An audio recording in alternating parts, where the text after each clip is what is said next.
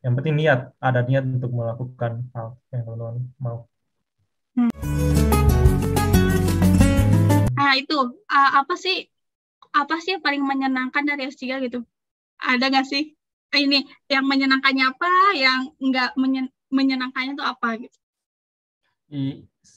Sebenarnya S3 tuh lebih kepada relasi dengan pembimbing sih. Tapi kalau kita nyaman dengan pembimbing, ya kita experience-nya saat S3 juga bagus. Aku juga pernah dengar kayak cerita-cerita orang yang experience-nya dengan pembimbing mereka nggak bagus. Experience mereka sama SPSG nggak terlalu baik karena memang relasi antara pembimbing dengan mereka dengan supervised student-nya itu nggak lancar gitu. Jadi kalau ke teman-teman yang ingin lanjut S3 ya misalkan relasi antara pembimbing dengan apa tuh dengan studentnya dengan yang dibimbing tuh harus bagus. Jadi apa yang diharapkan pembimbing dan apa yang kita harapkan dari pembimbing itu harus dikomunikasikan gitu. Jadi saling memahami. Nah itu kayak kalau misalkan udah bagus itu ya sebenarnya experience waktu S3 ya menyenangkan aja gitu kayak saya itu teman-teman juga kayak kalau misalkan S3 bisa untuk kayak ngajar, bisa ikut kayak bisa ngajar kayak kasih tutorial ke mahasiswa S1 juga bisa. Jadi nggak semata-mata hanya kayak untuk riset doang, tapi teman-teman juga bisa untuk kayak teaching gitu. Mungkin selesai S3, oke ada yang kepingin lanjut lagi di dunia akademik kan, itu kayak udah kayak si pengalaman sendiri kan. Kami jadi itu.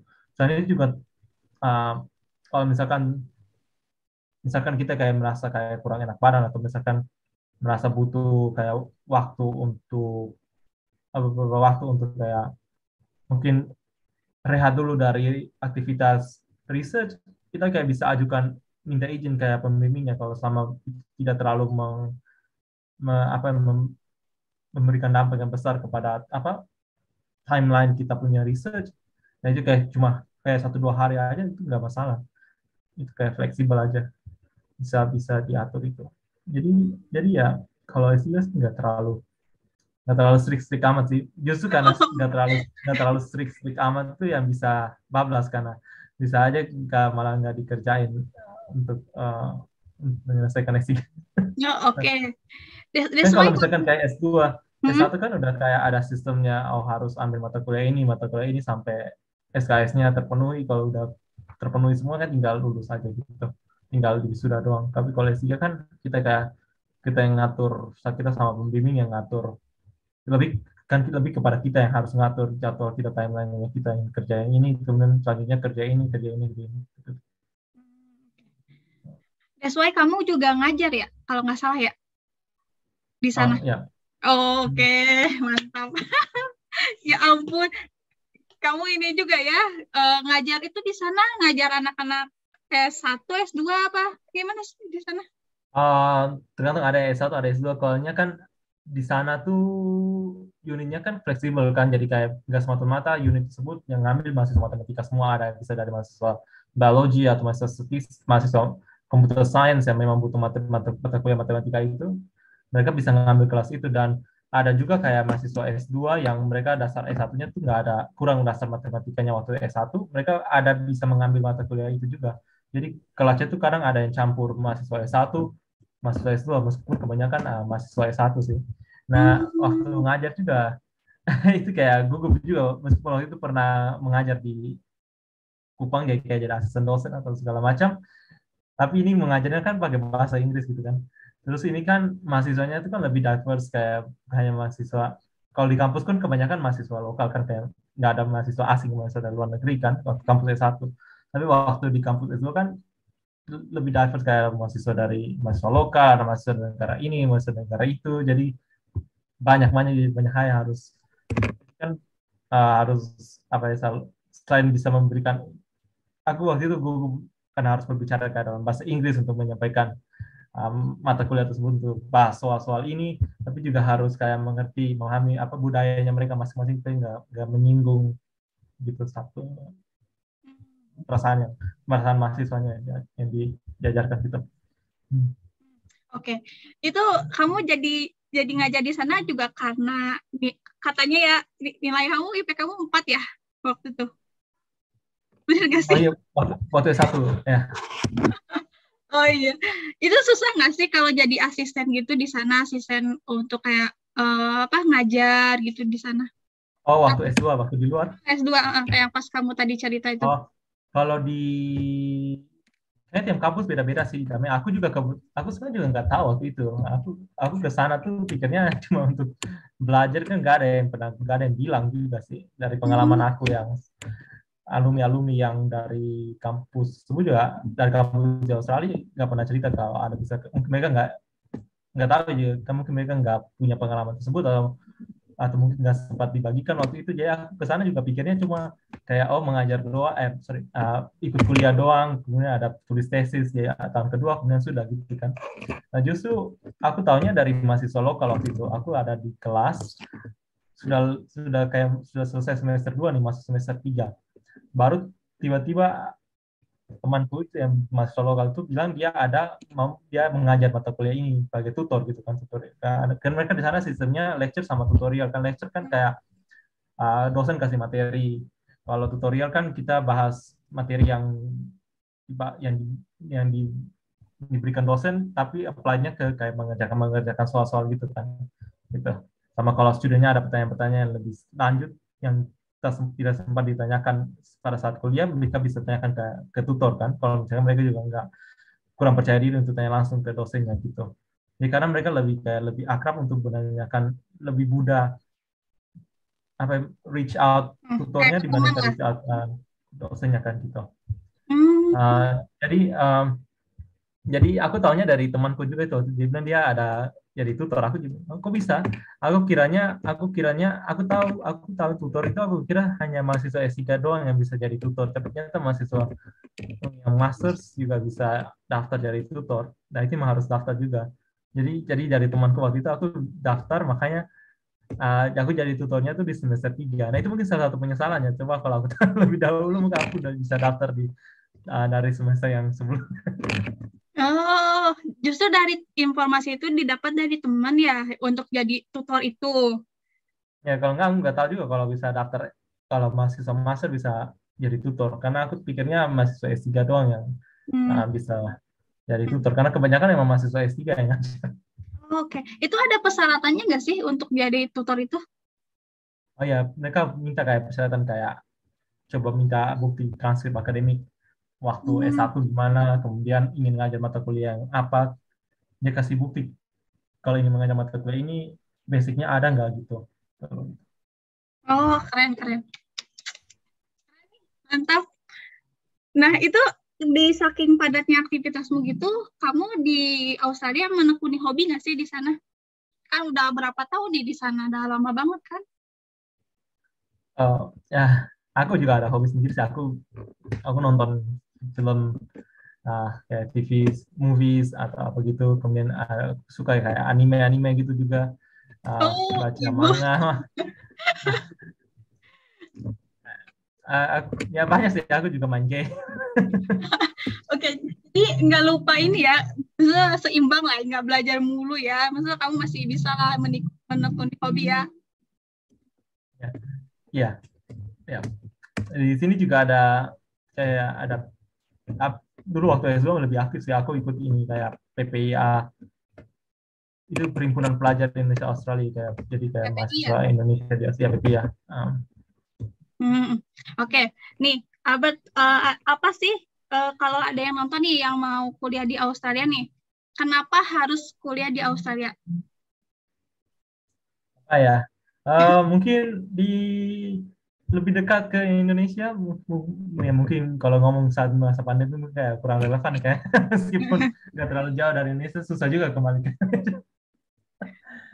ya mungkin setelah kalau udah bisa berpergian secara bebas gitu, nggak perlu harus bukti tes COVID dan segala macam. Ya mungkin salah satunya itu kayak dekat ya, kalau ingin kayak pulang itu gampang, nggak terlalu susah lama perjalanan. Kayak dari tempatku dulu waktu itu ke Indonesia palingan kayak cuma 6 jam, kemudian ngambil pesawat lagi 2 jam ke Kupang. Rupanya sekitar 8-9 jam itu kalau direct, yang nggak Hmm. yang transit di biasanya transit bisa di Singapura gitu. Hmm. Mungkin salah satunya dekat. Kemudian yang kedua, kalau teman-teman yang kayak Kemudian selain itu apa orang Indonesia di sini juga banyak sih. Terlebih kayak di tempat kota-kota besar kayak di Sydney atau di Melbourne. Malahan kalau teman-teman kayak kalau misalnya nggak masak kemudian ingin masakan Indonesia, restoran-restoran Indonesia kayak di Sydney dan Melbourne juga banyak gitu. Dan selain itu juga apa kampus-kampusnya juga bagus-bagus kok. Ya. Dan Oke. ada yang terpenting ada beasiswa-beasiswa kalau teman-teman yang butuh beasiswa, beasiswa-beasiswa ke Australia kan juga banyak. Gak semata-mata ada FPDP, bisa ada dari Australia Awards. Bahkan di kampus-kampus juga mereka punya beasiswa sendiri. Kayak sementara saat ini beasiswa S3 aku juga beasiswa dari kampus kan. Jadi kalau misalkan teman-teman yang research base, tadinya itu research base, biasanya kampus tuh mereka punya beasiswanya mereka sendiri juga. Oke, kayak beasiswa dekat dengan Indonesia, makanan Indonesia gampang didapat. Orang Indonesia juga Komunitasnya juga, ya. apa-apa? Oh ya, komunitas Indonesia, orang Indonesia juga ya lumayan banyak di sini. Oke, itu kenapa kamu harus kuliah di Australia yang kalau yang mau kuliah di Australia. Oke, ini pertanyaan mau akhir-akhir nih. Harapan kamu nih untuk diri kamu sama karir kamu ke depan nih. Nanti apa balik ke Indonesia jadi seorang, udah dokter muda nih kan, calon dokter muda gitu. Apa sih rencana kamu? Ya harapannya ya bisa ya selesaikan studi yang sekarang. Ah, rencana ke depan sih, aku sebenarnya pengen inti untuk bisa lanjut. Biasanya kalau teman-teman yang S3 kalau selesai mereka lanjut postdoc kayak postdoktoral gitu. Jadi cari pengalaman research di tempat lain gitu sebelum bisa apply. Semua itu juga untuk memperbesar chance untuk bisa diterima di misalkan jadi dosen atau gitu ya, atau kerja di institut penelitian gitu. Ya, jadi harapannya itu. Tapi harapan terdekat ya, ingin selesaikan dulu studi. Ya, setelah itu biarlah kesempatannya ada di mana. Nah, daftar di situ. Oke, kalau bisa dibilang Nah, kamu ini ya, never stop learning gitu ya orangnya ya. Terus aja. ya, kalau ya mungkin kayak kalau misalnya ada kesempatan ya coba aja gitu sih meskipun ya kayak tadi kalau kayak tadi beasiswa kalau ada beasiswanya ada 3 yang tersedia coba coba persiapkan aja 3-3. Jadi kalau misalkan satunya nggak dapat ya bisa daftar yang lain. Itu kan nggak perlu harus nunggu. Kalau misalkan nggak daftar, kalau nggak dipersiapkan dulu kan, kalau misalkan satunya ditolak, mau daftar yang satu kan belum dipersiapkan kan, harus nunggu periode berikutnya lagi. Tapi kalau udah ada persiapannya, tinggal teman-teman bisa langsung uh, daftar aja gitu. Oh, itu harapan untuk diri sendiri. Kalau untuk harapan untuk Indonesianya apa? Apa ya? Mungkin kalau yang dalam yang realistis sekarang kayak gitu. Kalau kayak teman-teman yang tempatku yang misalkan di Kupang, mereka um, merasa kayak oh enggak, aku gak bisa kayak mendaftar di luar negeri untuk universitas di luar kampus di luar negeri. Ya kalau ada kesempatan kayak gini, kalau ikut-ikut sharing yang damai sebenarnya ini kan salah satu contohnya kan. Jadi bisa berpartisipasi, mungkin teman-teman yang nonton ada viewernya mungkin dari tempatku di Kupang, mungkin mereka bisa kayak termotivasi untuk bisa memberanikan diri untuk daftar beasiswa untuk lanjut bukan hanya kampus dalam negeri tapi bisa juga di kampus di luar negeri gitu contohnya. Jadi mulai dari yang kecil-kecil dulu gitu. Kalau misalnya ada kayak kesempatan gini, kalau misalnya ada cukup waktu luang bisa buat lagi sharing. Jadi tidak hanya damai saja yang selenggarakan tapi lebih banyak lagi orang lain yang juga bisa selenggarakan hal yang sama. Jadi informasinya kan lebih bisa tersebar dan lebih banyak narasumber lagi yang lain yang bisa diundang untuk bisa menyebarkan pengalaman mereka juga gitu. Ya, menarik bener. Kayak realistis aja ya, maksudnya ya yang nggak sampai yang jauh gimana gitu. Yang ada aja yang kecil-kecil aja ya. Kayak kamu tadi bikin mitra, bikin kelas daring IELTS, itu salah satunya juga kan? Ya, ya. Oke. Ini pertanyaan cepat. Udah mau nanya. Udah lebih sejam lagi. Ini dipilih aja ya. Nanti aku cuma 2 kok. Kamu pilih A atau B gitu. Oke? Ya, oke. Ganteng atau pintar? Pintar aja dah. Pintar. Kenapa pintar? Apa pintar? Mungkin kalau dalam hal kayak mendaftar beasiswa atau apa segala macam, mungkin orang lebih lihat dari pengetahuan dibandingkan dari muka atau gitu. Atau melihat daripada pengetahuan daripada penampilan gitu. Ya, betul-betul. Oke, lanjut. Buku atau Netflix? Buku atau Netflix. Aku lebih suka Netflix. Oke. Soal Netflix, apa sih film apa yang mempengaruhi kayak diri kamu nih, yang paling berkesan? Film apa, Syuk? Oh, aku lebih suka film kayak science fiction gitu, sama film-film kayak yang pasca kayak apokaliptik gitu, nah, kalau macam. Kemudian yang fantasi-fantasi. Kayak yang baru-baru ini kan yang ada kan kayak The Witcher, yang season yang baru kemarin, season 2 The Witcher. Aku nontonnya yang kayak film kayak The Hundred, kayak film pasca apokalips gitu. Nah, gitu-gitu. Oke. Itu yang Albert lakuin di waktu senggangnya. Terus kalau buku nih, kamu rekomendasi untuk dibaca? Buku mungkin kalau teman-teman yang ingin apa ya, belajar matematika ya. Ya, Kalau boleh. belajar matematika, kalkulus tuh salah satu yang vital, yang penting nggak hanya untuk mahasiswa matematika. Jadi teman-teman baca buku kalkulus, ya autornya ya bebas aja sih, yang penting tentang kalkulus dan dia mendetail. Yang tebal itu ya?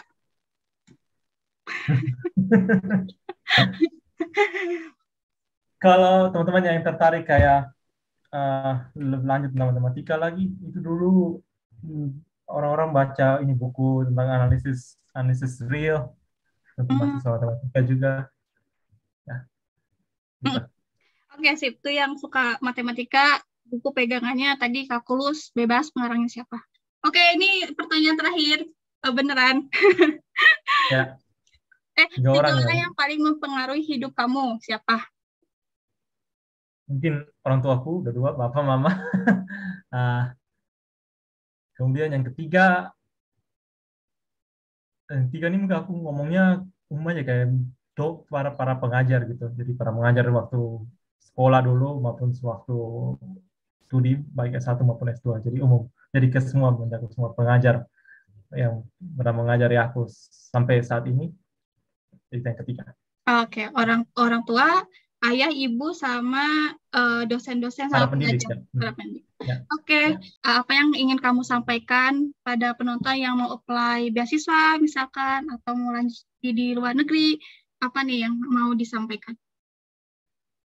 Pesan-pesan, kalau misalkan teman-teman kepingin itu, kayak misalkan melanjutkan kuliah atau mendaftar beasiswa, coba saja dulu untuk kayak requirement-nya itu.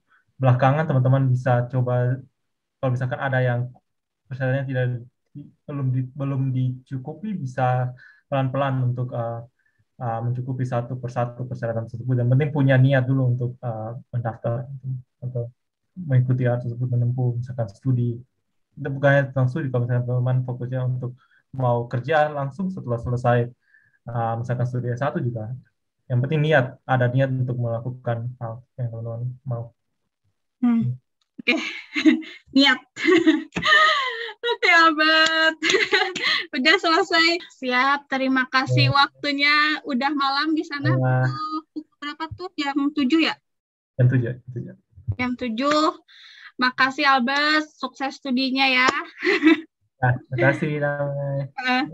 Sampai berjumpa kembali di Kupang, di manakah gitu. Semoga nanti bisa ketemu lah kalau misalnya aku balik Kupang. Pas lagi ke Kupang, mungkin ke tempatnya damai mungkin. Ya, siap. Oke, Albert. Ya. Selamat malam, terima kasih. Selamat sore, nanti aku share ini ya. Ya. Udah, yuk.